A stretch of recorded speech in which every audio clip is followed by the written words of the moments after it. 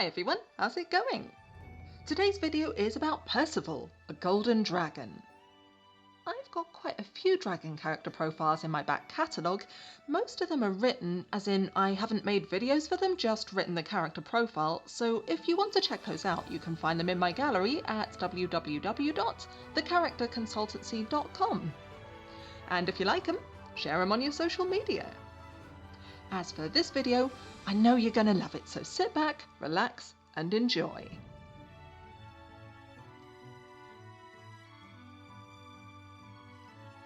Species: golden dragon. Sex: male. Age: late 20s. Height: 12 foot. Weight: 280 pounds. And no siblings. Percival is a scalesona and a character from the story The Last Dragonboy. He grew up as a prince and was taught that he deserved preferential treatment and that other types of dragons were inferior to him or a threat. As an adult, he overcame this and developed a passion for justice and genuine, supportive friendship. Percival was born into royalty and carried the title of prince at the time of his hatching. His parents were king and queen at the time of his birth, and both golden dragons. In general, golden dragons were known for their benevolence and knowledge. However, the king and queen did not subscribe to this tradition of kindness to others and the garnering of wisdom. Instead, they sought to convince themselves of their superiority over others, and to use their might to bully others into compliance with them. As they understood it, might was right, and the projection of their particular brand of confidence was a shortcut compared to the patient learning of the ways of other dragons. Percival was capable of walking and running from the moment he was born, although like all golden dragons in this universe, he would have to learn to fly later in life. As a result, he was alert enough to begin to absorb his parents' attitudes right from the start. His parents didn't need to show him the intensive style of nurturing that live-bearing creatures do with their offspring, so he never experienced that for himself. Percival was quick to pick up on his parents' complacency and belligerence. At the time of his toddlerhood, it just seemed like the normal way to behave, so he didn't question it. As soon as he could speak and understand what was said to him, his parents told him that he was the prince, that his father was the king, and that one day Percival himself would be the king. He was put in a playgroup with other hatchlings of his age, and quickly realized that those other hatchlings were not also princes and princesses. As far as he understood it, he was superior to them. On occasion, he would feel threatened by another of the baby dragons, and when he did, would pick a fight with them, believing that if he wanted things to be a certain way, then he was right to want and have them that way. The carer dragons occasionally tried to discipline him, and on the surface of it, his parents paid lip service to this. Public perception was important to them, and they didn't want Percival's teachers to think badly of them or Percival. However, when he was at home, they encouraged him to keep on doing what he had been doing, as he was the prince and it was only right that the prince got his own way. The teachers did pick up on this discrepancy, however, they felt powerless to improve the situation without Percival's parents' backup. Percival never met his extended family.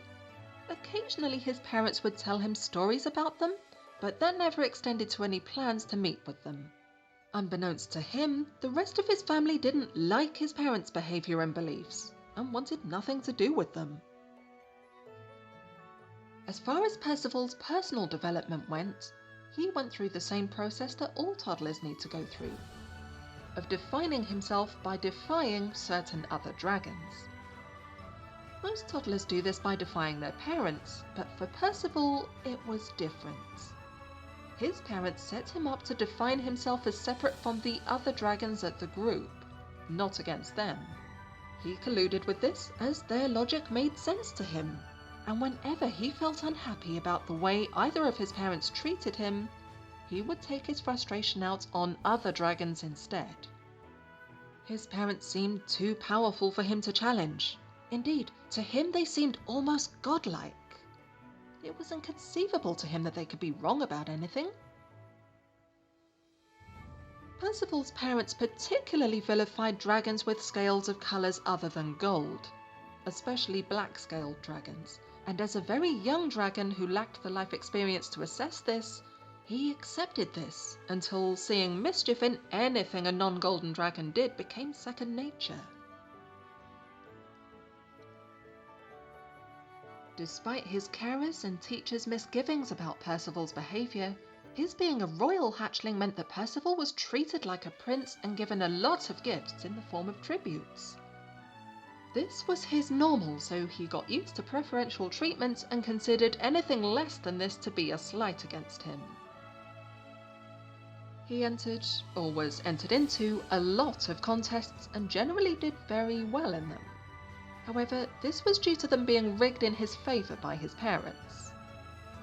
As ever, they were keen for their young prince to grow up confident and feeling that he could achieve anything, and this was their way of doing that.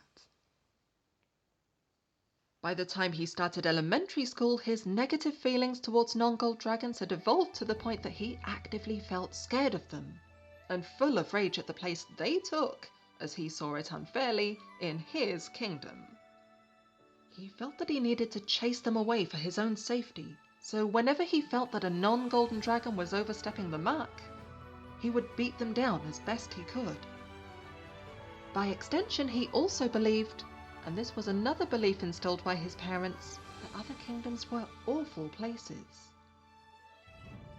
He continued to consider his royal status a reason to expect special privilege and would scream and cry if he didn't get what he wanted.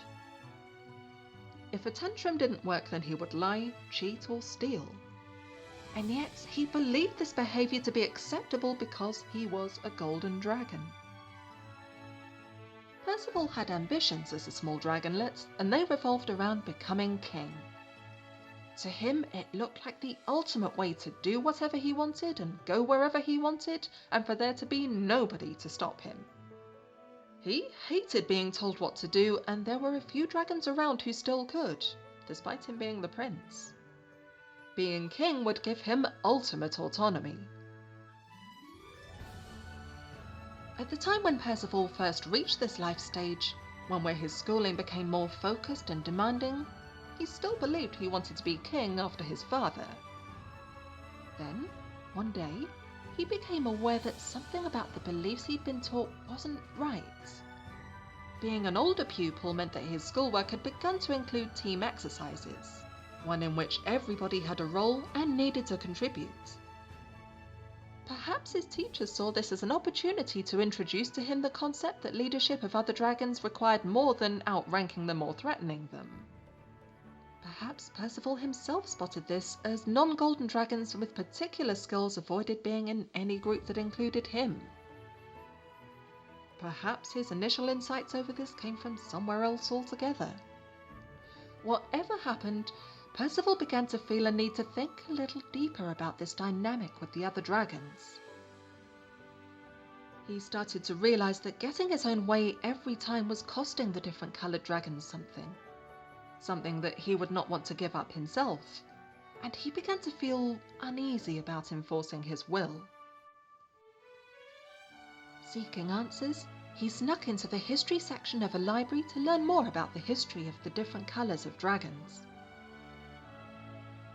His reading appraised him of the Light and Shadow War, a conflict that had occurred between golden and black dragons.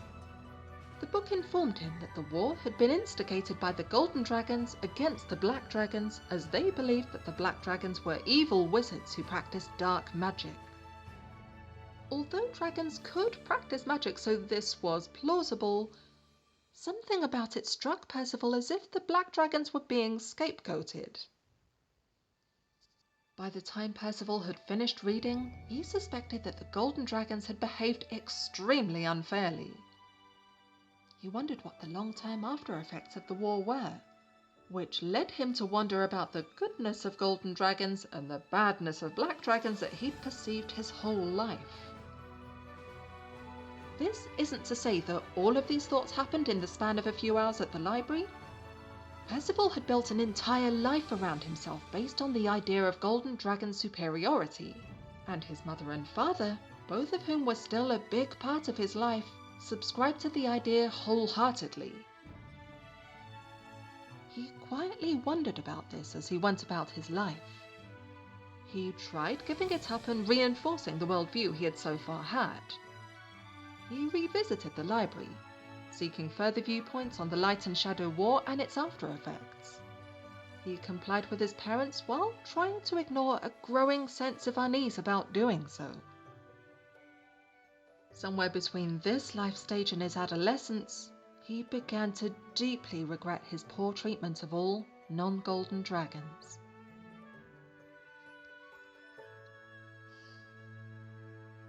Percival took some vestiges of his discomfort about dragon race relations into his adolescence. With his own identity so uncertain, after all, he was changing from a child into an adult, he began to feel a need to cling to the familiar. His need to obsessively cling to the familiar was often harmless enough, but when it impacted another dragon too much, he would relent. Until his older childhood, he had identified very strongly with his father, but not as an adolescent. Instead, he became disgusted with his father's and mother's behavior and decided that he would refuse to become king. To have that much power over other dragons was distasteful to him. It was inevitable that his parents would notice his growing reluctance to use his privilege and to collude with their worldview. And when they did, they tried to punish him for it. It took all of Percival's courage, but he defied them, and was duly sent into exile. He travelled for miles before eventually passing out in another kingdom. This kingdom was in fact the land of a tribe of red dragons. They found him, took him in, and nursed him back to health. When he was well enough, a particularly muscular red dragon named Bloodfang offered him a job as an armor crafter. From then on, Percival remained with him. Crafting armor is his main job. During his exile, he met a few dragons whose views about race relations matched up with his own. He made friends with these dragons, eager to hear what they had to say and to soak up their attitude about inclusion and fairness. They became his core in-group. Giving up on his privilege was not always easy, but Percival discovered many times that fairness towards other dragons felt far more pleasant to his soul and didn't leave a sour feeling in his stomach. He fine-tuned his approach, and part of that included the recognition of a budding sense of guilt for the injustices that he had committed in the past, and an accompanying need to make up for it. He became proactive about this, and in time enlisted 4 similarly motivated friends to become a band of protectors to anybody who needed to be defended. Some people might guess that Percival's feelings of guilt would discourage him from wanting to lead any kind of group. Guilt and shame make leadership especially difficult. However, his parents had groomed him for leadership, which helped him to take the role. The group also remained very small. It numbered only 4 plus Percival himself, which made the small amount of power they and he wielded easier for him to morally cope with. His band included a red dragon named Ignatius, who was Bloodfang's young son, a green dragon named Fenris, a blue dragon who went by Neptune, and a pale blue and white dragoness called Isolde. One lasting impression on Percival was a need to scrutinize any situation that didn't immediately feel right to him. He was very aware that he had been duped by his parents and didn't want it to happen again.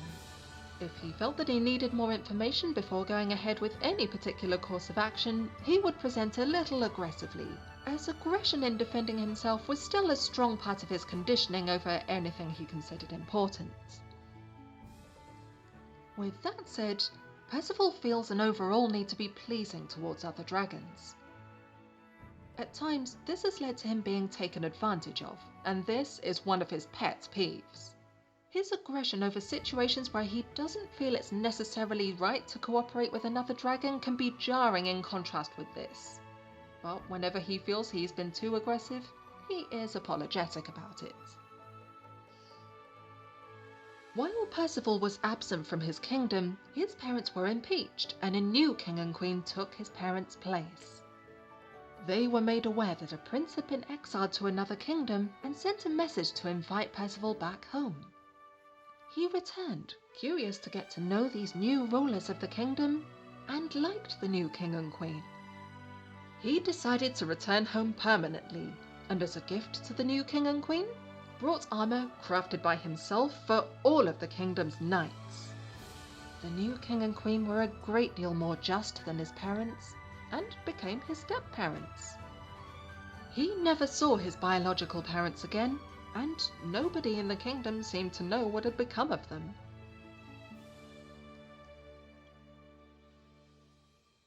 As Percival reached adulthood, he refined his understanding of the nature of leadership and cooperation. By the time his band of defenders had become well established, he'd become passionate about teamwork and cooperation. He was aware of his own feelings about that he wanted to contribute but didn't want to be exploited, so this became a focus for him and his team. Percival developed a work ethic strong enough to get the task at hand done. However, for him, his focus was more on the quality of the teamwork associated with getting the task done. Many other dragons regard Percival as a hero, but some others are aware of his jingoistic past and hold that against him. Given Percival's guilt over this, it remains a sensitive subject, but one that he's learning to navigate with more grace as he grows older.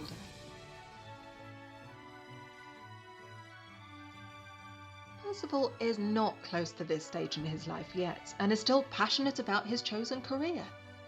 He has a lot to do yet to develop his career, and his current work of leading a group of defenders may yet evolve into something radically different. Whether it's a school, training facility, one-on-one mentorship, or anything else.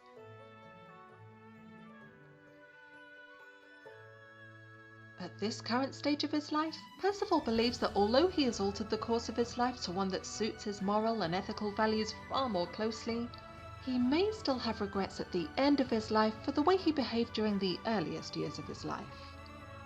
It is possible he'll make peace with this as the years progress, and he does more of the work he feels needs to be done to address the problems he perceived in dragon society, or finds more effective ways of utilizing the resources at his disposal.